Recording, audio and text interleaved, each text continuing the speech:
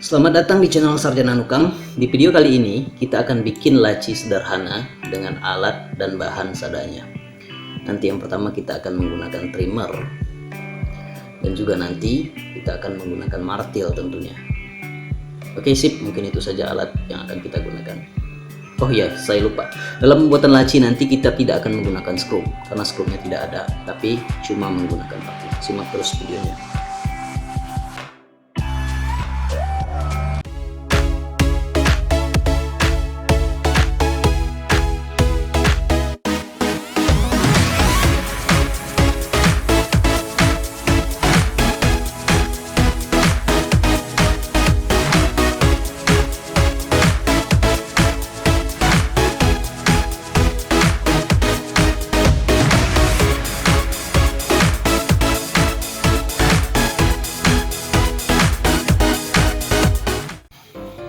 Baiklah, dalam pembuatan laci kali ini saya menggunakan triplek 12 mili dan papan.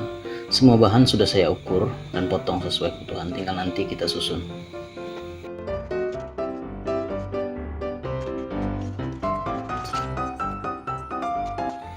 Kurang lebih nanti jadinya akan seperti ini ya. Setelah kita rangkai, kita paku dan kita kasih lem. Oke, untuk tutorial lengkapnya simak terus video berikut ini.